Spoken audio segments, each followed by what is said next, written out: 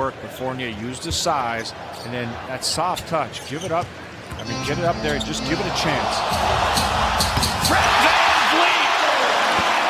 Yeah, absolutely. And obviously our season this year didn't finish out the way we wanted to, so that sucked. But, like, I don't have anything left to prove in the terms of, like, I need to win or show that I can do this or show that I can do that. I wasn't a lottery pick, and I wasn't a guy who people thought was going to be the player that I am. I'm not a quote-unquote max guy or none of that thing. So, like, and I'll see if their minds are in the same place as me.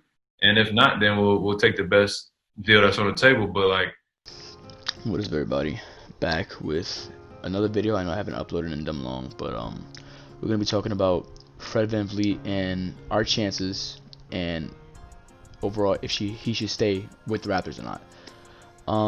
You know, in my opinion, Fred VanVleet should stay. I know this is not a professional video. This is just my opinion. I don't have any script or anything. I don't do scripts or anything like that. But I mean, like, for a guy that this season averages, 17 points and 6 assists with almost 4 rebounds per game, that's really, really good. And we were able to get to the Eastern Conference, Eastern semi, and we lost in Game 7, and I was pissed off. And I was pissed off that Fred VanVleet took the shot and he missed. I wasn't pissed off to the fact that he took it. I was pissed off to the fact that now there's rumors going along, the clip that I showed earlier, how he wants the best possible money. He just wants a bag, and he has no unfinished business. I would say that's unfinished business just like that. He took a shot, he airballed. You don't want to come back and try to see if you can run it back again. I mean, like, if he would have made that shot, we would have went to the, most likely, in my opinion, would have beat the Heat and went on to the finals. Now, overall, Fred VanVleet, we've seen what he done in the finals, and of course the playoff, shooting or missing one shot against the Eastern Conference Finals, the Bucks last year, missing 1-3 throughout the whole entire series. In the finals, of course, he averaged 14 points, 3 rebounds, and 2 assists. Doesn't seem like big numbers, but if you actually watch the finals, not the highlights, the finals, he had a big impact on not only guarding Curry, but the offensive side as well. Now, for me, I believe that he should be offered somewhere around 22 to 25 million. Anything over that, I don't really see the Raptors giving him that. Maybe matching, but it's a lot of money since, of course, next offseason, the free agents are going to be crazy. A lot of people are free agents next year, and we're going to have a good chance. I do not want Giannis, but Giannis is on that board. But everybody's going to be throwing Giannis offers, but hopefully the Raptors don't. But right now we're focusing on Fred VanVleet.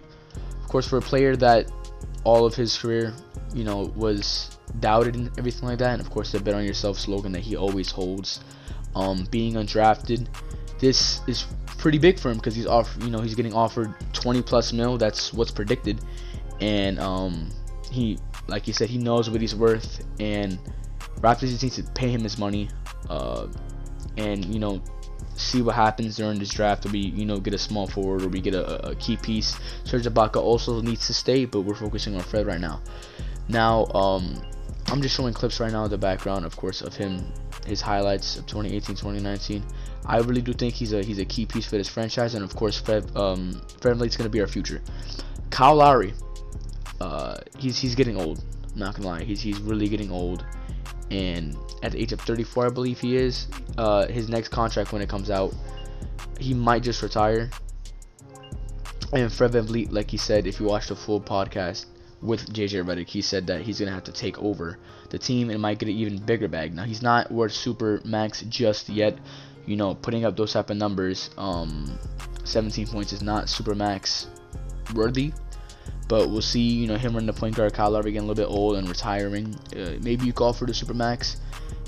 Most likely they will offer him the supermax when Kyle Lowry retires, and we'll see if those numbers jump up to 20, 23 plus, 22 plus, which I honestly do predict him to have now, and of course, when Lowry retires.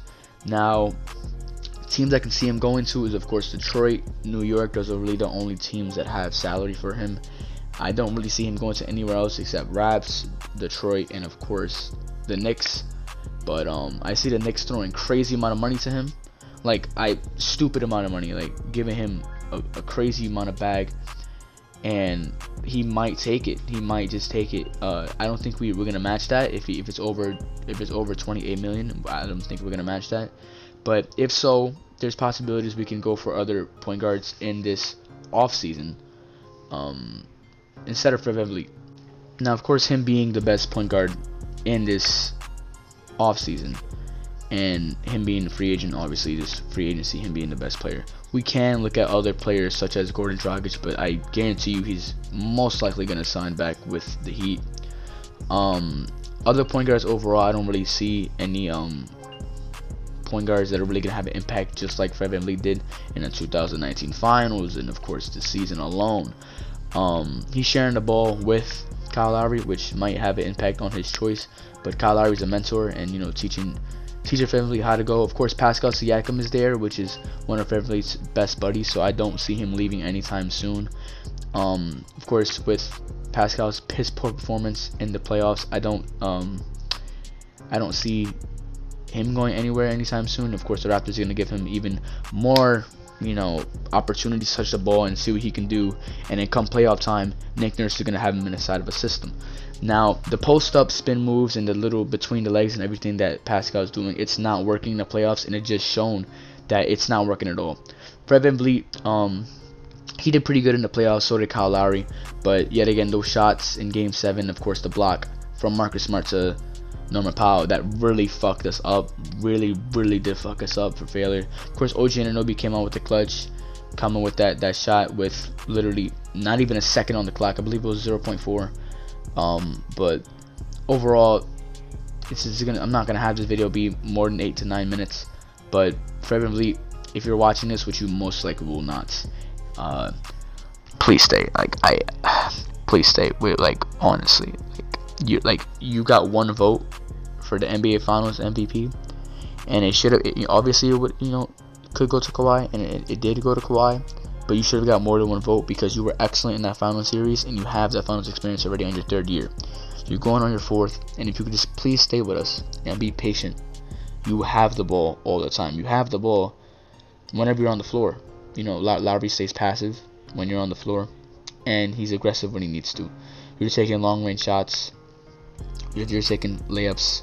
You're doing a little ISO thing, and you're doing phenomenal with it. Please stay with us.